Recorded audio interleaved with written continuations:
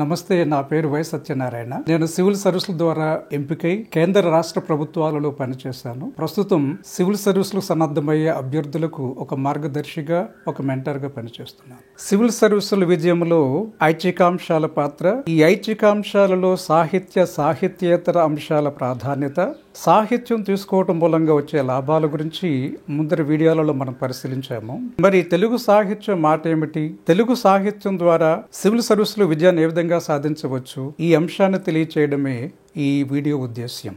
Civil సర్వీసులకు వెళ్లే అభ్యర్థులు ఐచ్ఛికాంశాన్ని నిర్ణయించుకోవటంలో చాలా తర్జన భర్జనలు పడుతూ ఉంటారు. కారణం దానికి 500 మార్కులు ఉండడం. రెండవది, విద్యార్థికి ఏ అంశాన్నైనా తీసుకునే ఒక సౌలభ్యతను కల్పించడం. అందువల్ల అభ్యర్థులు ఏ అంశాన్ని ఐచ్ఛికాంశంగా తీసుకోవాలని తర్జన భర్జన పడుతూ ఉంటారు. అలాంటి సందర్భాలలో ఎవరైనా తెలుగు సాహిత్యాన్ని ఐచ్ఛికాంశంగా తీసుకోరాదా అంటే, తెలుగు లిటరేచరా, అందులో మార్కులు రావాయే, సెలక్షన్ లేవాయే అని ఎగతాళి పూర్వకంగా మాట్లాడటం మనం చూస్తూ ఉంటాం. సివిల్కు వెళ్లే అభ్యర్థులలో కొన్ని ఐచ్ఛికాంశాల పట్ల వీరారాధన, మరికొన్ని ఐచ్ఛికాంశాల పట్ల విపరీత వామేక్షం కనిపిస్తూ ఉంటుంది. ఇది కేవలం సాహిత్యేతర అభ్యర్థులలోనే కాకుండా సివిల్ సర్వీసులకు కోచింగ్ ఇచ్చే సంస్థలలో కూడా ఈ విధమైన ఎగతాళి పూర్వక భావన ఉంది. సాహిత్యాన్ని ఐచ్ఛికాంశంగా తీసుకోవాలని కొందరు భావించే సందర్భాలలో ఏ విధమైన ఎగతాళి కనిపిస్తుందో, మరి మొట్టమొదటిసారిగా తెలుగును ఐచ్ఛికాంశంగా తీసుకుని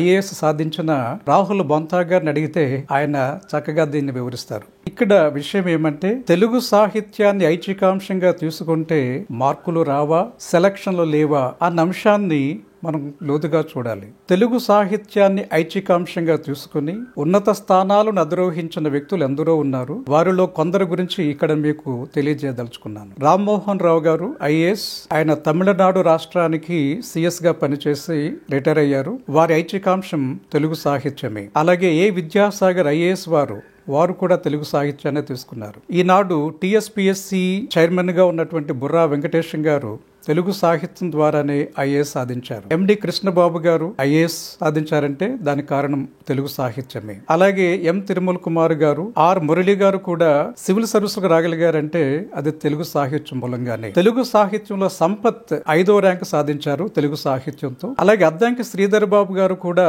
తెలుగు సాహిత్యంతోనే 5వ ర్యాంకు సాధించారు. ఆకురాతి పల్లవి ఐఏఎస్ సాధించారు. పి శివశంకర్, సిరికుమార్, రోణంక గోపాలకృష్ణ ఇత్యాదులందరూ కూడా తెలుగు సాహిత్యాన్ని ఐచ్ఛికాంశంగా తీసుకుని ఐఏఎస్ సాధించారు, ఐపీఎస్ సాధించారు, ఐఆర్ఎస్ లోకి వచ్చారు. అందువల్ల సివిల్ సర్వీసెస్ కి తెలుగు సాహిత్యం అనర్హమైనటువంటి భావన సరికాదని దీన్ని బట్టి మనం తెలుసుకోవచ్చు. ఈ సందర్భంగా తెలుగు సాహిత్యాన్ని ఐచ్ఛికాంశంగా తీసుకుని 3 సార్లు కూడా నేను సివిల్ సర్వీస్ లో విజయం సాధించాను. ఆ తరువాత తెలుగు సాహిత్యాన్ని ఐచ్ఛికాంశంగా ఎందరికో బోధించారు. దాని మూలంగా చాలా మంది లబ్ధి పొందారు. అందులో పాల్సన్ ఐపీఎస్ ఇప్పుడు ఉత్తరప్రదేశ్ లో పనిచేస్తున్నారు. ఆయనకు 70% తెలుగు సాహిత్యంలో మార్కులు వచ్చాయి. అదేవిధంగా కె మోహన్ రావు, ఆయనకు 366 మార్కులు. డి రాంబాబు గారికి 360 మార్కులు వచ్చాయి. ఇటీవల సెలెక్ట్ అయినటువంటి రవిశంకర్, జయశేఖర్, రాహుల్ ఐఏఎస్, మౌనిక, సాహిత్య, బాలకృష్ణ, ఆంజనేయులు ఇత్యాది చాలా మంది తెలుగు సాహిత్యం ద్వారానే తమ కళను సాఫల్యం చేసుకోగలిగారు. ఈ పరీక్షలలో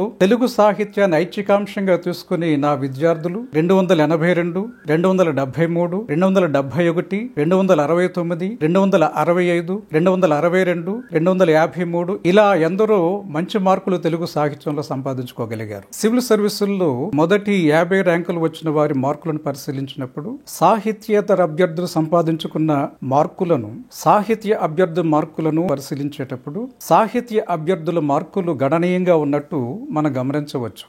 ఇక్కడ స్క్రీన్ పై చూపిస్తున్నట్టుగా 2021లో టాప్ 50 ర్యాంక్స్ వచ్చినటువంటి సాహిత్యేతర అభ్యర్థుల మార్కులు ఒకసారి చూడండి. సోషియాలజీలో 23వ ర్యాంక్ వచ్చిన వ్యక్తికి 269 మార్కులు వచ్చాయి. పబ్లిక్ అడ్మినిస్ట్రేషన్ లో 17వ ర్యాంక్ వచ్చిన అభ్యర్థికి 259 మార్కులు వచ్చాయి. మెడికల్ సైన్సెస్ లో 16వ ర్యాంక్ వచ్చిన అభ్యర్థికి 256 మార్కులు. లాలో 30వ ర్యాంక్ వచ్చినటువంటి వ్యక్తికి 256, లాలో 31 ర్యాంక్ వచ్చిన వ్యక్తికి 255, పిఎస్ఐఆర్ సబ్జెక్ట్ లో 43వ ర్యాంకు వచ్చిన అభ్యర్థికి 255, మరొక సబ్జెక్టులో 38వ ర్యాంకు వచ్చిన వ్యక్తికి 243 మార్కులు వచ్చాయి. మరి సాహిత్య పరంగా మనం పరిశీలించేటప్పుడు ఇతర సాహిత్య అంశాలలో మైథిలి సాహిత్యానికి 270, హిందీ సాహిత్యానికి 268, ఇంగ్లీషు సాహిత్యానికి 256, కన్నడ సాహిత్యానికి 256, సంస్కృత సాహిత్యానికి 243, హిందీ సాహిత్యానికి 243 మార్కులు మనం చూస్తున్నాం. వీటిని మనం పరిశీలించేటప్పుడు తెలుగు సాహిత్యంలో కూడా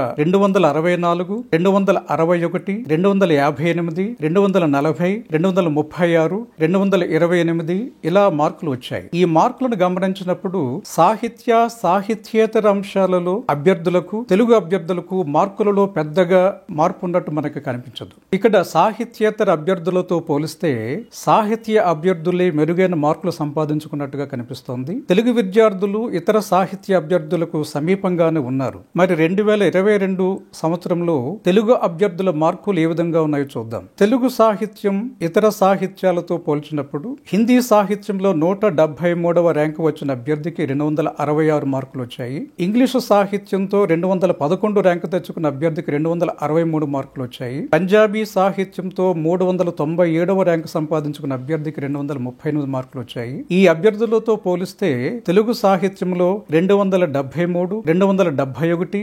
249 మార్కులు రావడం తెలుగు సాహిత్యానికి ఉన్న గొప్పతనానికి నిదర్శనం. చాలా సూక్ష్మంగా ఈ 273 మార్కులు ఎలాగొచ్చో చూద్దాం. ఇక్కడ అభ్యర్థికి మొదటి పేపర్లో 133, రెండవ పేపర్లో 140 మార్కులు వచ్చాయి, వెరసి 273. రెండవ అభ్యర్థికి మొదటి పేపర్లో 132, రెండవ పేపర్లో 139, వెరసి 271. మూడవ అభ్యర్థికి మొదటి పేపర్లో 129, రెండవ పేపర్లో 120, వెరసి 249. ఈ విధంగా తెలుగు సాహిత్యంలో కూడా మంచి మార్కులు రావడం అనేది మనం గమనించవచ్చు. మరి మార్కులు బాగానే వస్తున్నా తెలుగు సాహిత్యాన్ని ఐచ్ఛికాంశంగా తీసుకోవడంలో చాలా మంది ముందుకు రాకపోవడానికి గల కారణం ఏమిటి? కేవలం సివిల్ సర్వీస్ కు వెళ్లే అభ్యర్థులే కాక తెలుగు భాష, తెలుగు సాహిత్యం పట్ల అభిమానం ఉన్న ప్రతి ఒక్కరూ లోతుగా విశ్లేషించుకోవలసిన అతి ముఖ్యమైన విషయం ఇది.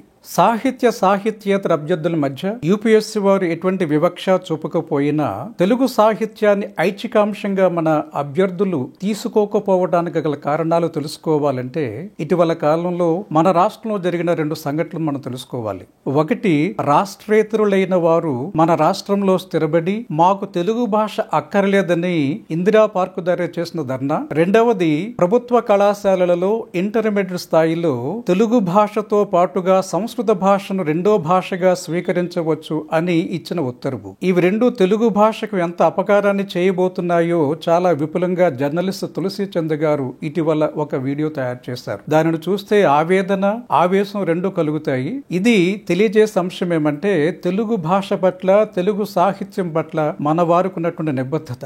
మన చుట్టుపక్కల ఉన్న తమిళ జాతీయులు తమ తమిళ భాషను పరిరక్షించుకోవడానికి ప్రాణాలు ఇస్తున్నారు. మన పొరుగున్న కన్నడ భాష తమ ప్రాంతంలో ఉండేవారు తప్పనిసరిగా కన్నడ భాష నేర్చుకోవాలని నినదిస్తున్నారు. మన పొరుగునే ఉన్న మరాఠీ భాష వారు తమపై హిందీ భాషను బలవంతంగా రుద్దవద్దని ఇచ్చిన ఉత్తర్వును కూడా వెనక్కి వెళ్లేటట్టుగా చేయగలిగారు. ఇతర భాషలు నేర్చుకున్న వారికి ఇంత భాషాభిమానం ఉండగా తెలుగు వారికి తమ భాష పట్ల, సాహిత్యం పట్ల ఎటువంటి అభిమానం ఉందో ఈ సంఘటనలు మనకు తెలియజేస్తూ ఉన్నాయి. భాష భావ వ్యక్తీకరణకు సాధనం, సాహిత్యం సంఘ జీవనానికి ప్రతిబింబం. ఇంత ముఖ్యమైన భాషా సాహిత్యం పట్ల తెలుగు వారికి అంత ఆసక్తి లేకపోవడం, సివిల్ సర్వీసుల్లో కూడా ఐచ్ఛికాంశంగా తెలుగును తీసుకోకపోవడంలో మన అభ్యర్థులు కనపరిచే ఆసక్తికి నిదర్శనమే. ఎన్నో ప్రతికూల శక్తుల పద్మ వ్యూహంలో ఇరుక్కొని అసమాన పోరాటం చేస్తోంది తెలుగు భాష. ఆనాటి అభిమన్యుడు ప్రతికూల శక్తులతో పోరాడి అలసిపోయాడు. కానీ అమృత కాసారములో పుట్టిన మన తెలుగు భాష గత 1000 సంవత్సరాలుగా అలుపెరుగని పోరాటం చేస్తూనే కాకతాళీయంగా అన్న మాట కాదు, అక్షర సత్యం. మన తెలుగు వారిలో ప్రగతిశీల మేధావి, సాహిత్య విశారద అయిన గొప్ప సాహిత్యకారులు శ్రీ తాపీ ధర్మారావు గారు, వారు రాసిన కొత్తపాళి అనే గ్రంథాన్ని పరికిస్తే తెలుగు భాష 1000 ఏళ్ల పాటు పడిన అగచాట్లు మనకు ఆవేదనను కలిగిస్తాయి. అవన్నీ ఇక్కడ నేను ఏకరవు పెట్టదలుచుకోలేదు. ఆసక్తి గలవారు వారు రాసిన కొత్తపాళి పుస్తకాన్ని పఠించవచ్చు. ఎన్ని ప్రతికూల పరిస్థితులు ఎదురైనా తన ఉనికిని చాటుకుంటూ ఒక ప్రత్యేకత గలది తెలుగు భాష, తెలుగు సాహిత్యం అని చెప్పడమే నా ఉద్దేశ్యం.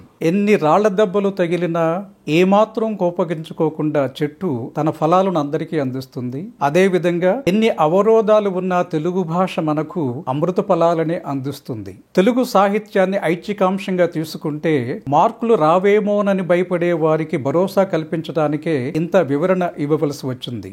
ఏమైనా తెలుగు సాహిత్యాన్ని నమ్ముకుని ఐచ్ఛికాంశంగా తీసుకునే వారికి అది ఎప్పుడూ విజయాన్ని అందిస్తుంది. విజయం కావాలంటే కేవలం నమ్మకం ఒకటే చాలదు, దానిపైన ఇష్టం ఒకటే చాలదు. మన తెలుగు సాహిత్యమే కదా అని తేలికగా దాన్ని తీసుకోకూడదు. దానికి తగ్గట్టుగా వ్యూహాత్మక సంసిద్ధత ఉన్నప్పుడు మాత్రమే తెలుగులో ఎక్కువ మార్కులు సంపాదించడానికి అవకాశం ఏర్పడుతుంది. ఈ సందర్భంగా విజయం గురించి ప్రముఖ వ్యక్తిత్వ వికాస నిపుణులు స్టీఫెన్ ఆర్కెవీ చెప్పిన మాటలనే వాటిని మనం గుర్తు చేసుకోవాలి. జీవితంలో ఏ రంగంలో అయినా విజయం సాధించాలంటే 3 అంశాల పట్ల దృష్టి పెట్టాలని స్టీఫెన్ కవీ అంటారు. 1 సానుకూల దృష్టి అంటే మైండ్ సెట్ అలవర్చుకోవడం. 2 మనం సాధించాలనుకునే పనికి తగిన నైపుణ్యాలనే వాటిని స్కిల్స్ అనే వాటిని నేర్చుకోవడం. 3 మనం చేయాలనుకునే పనికి తగిన పనిముట్లు అంటే టూల్ సెట్ అనే వాటిని సమకూర్చుకోవడం. విజయాన్ని సాధించాలనుకునే వ్యక్తి ఒక సానుకూల దృక్పథాన్ని, మంచి ఆలోచనలను కలిగి ఉండాలి. అది మైండ్ సెట్. మైండ్ సెట్తో పాటుగా నైపుణ్యాలనే వాటిని సంతరించుకోవాలి, అంటే స్కిల్ సెట్ ఉండాలి. నైపుణ్యాలతో పాటుగా పరికరాలు, టూల్ సెట్ కూడా ఉండాలి. ఈ 3 అంశాలు కలిగినప్పుడే మంచి విజయం లభ్యమవుతుందన్న విషయాన్ని తన అపార అనుభవంతో చెప్పిన వ్యక్తి స్టీఫెన్ కవీ. దీన్ని ఆయన mind set, skill set, tool set అని చెప్పారు. అయితే ఈ 3 ఉన్నంత మాత్రాన సరిపోదు. అలా 3టిని కలిపి అమలు చేసినప్పుడే నిజమైన విజయం లభిస్తుందని ఆయన తెలియజేశారు. తెలుగు సాహిత్యాన్ని ఐచ్ఛికాంశంగా తీసుకుని 300కు పైగా మార్కులు సంపాదించుకోవాలని ఆశించేవారు తప్పనిసరిగా ఈ మాటను అర్థం చేసుకోవాలి. విజేత కాగోరే అభ్యర్థి మంచి మానసిక సంసిద్ధత కలిగి ఉండాలి, నైపుణ్యాలనే వాటిని సంతరించుకోవాలి, అంతేకాకుండా సాధన సామగ్రిని సమకూర్చుకోవాలి. ఈ సందర్భంగా ప్రముఖ పాత్రికేయులు, రచయిత నార్ల వెంకటేశ్వరరావు గారు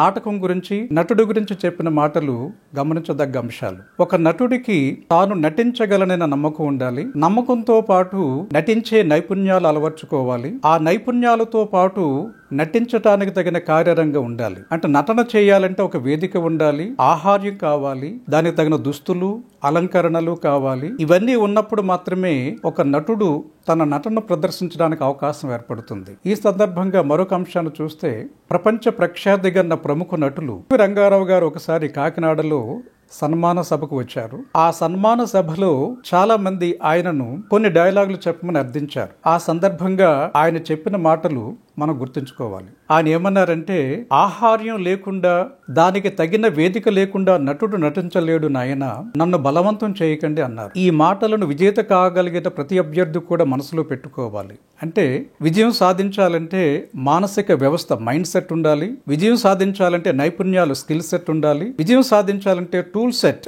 అంటే పరికరాలు ఉండాలి. ఈ 3 కలిసినప్పుడు మాత్రమే విజయం సాధ్యమవుతుంది. అదేవిధంగా తెలుగు సాహిత్యాన్ని ఐచ్ఛికాంశంగా తీసుకుని ఎక్కువ మార్కులు సంపాదించుకోవాలన్న అభ్యర్థులు ఈ మాటలను మనసులో పెట్టుకోవాలి. ముందుగా తెలుగు సాహిత్యం తమకు ఎక్కువ మార్కులు సంపాదించి పెట్టే మంచి నేస్తమనే మానసిక దృక్పథాన్ని, అంటే మైండ్ సెట్ ని ఏర్పరచుకోవాలి. సివిల్ సర్వీస్ పరీక్షల్లో తెలుగు సాహిత్యం ద్వారా ఎక్కువ మార్కులు సంపాదించుకోవడానికి తగిన నైపుణ్యాలనే వాటిని అలవర్చుకోవాలి. తెలుగు సాహిత్యం పేపర్లో సిలబస్ కు అనుగుణంగా తగిన సాధన సామగ్రిని, అంటే టూల్ సెట్స్ అనే వాటిని సమకూర్చుకోవాలి. అంటే దానికి తగిన పుస్తకాలు, సమాచార సేకరణ, బోధించే ఫ్యాకల్టీల గురించి తెలుసుకోవాలి. పై 3 అంశాలను సమకూర్చుకుని వాటిని చక్కగా మేళవించి అమలు చేసినట్టయితే తెలుగు సాహిత్యంలో అత్యధికమైన మార్కులు సంపాదించుకోవడానికి అవకాశం ఏర్పడుతుంది. మరి తెలుగు సాహిత్యాన్ని ఐచ్ఛికాంశంగా తీసుకునేవారు అందులో ఎక్కువ మార్కులు తెచ్చుకోవడానికి ఎలా సంసిద్ధం అవ్వాలో మరో వీడియోలో విపులంగా విశ్లేషిద్దాం.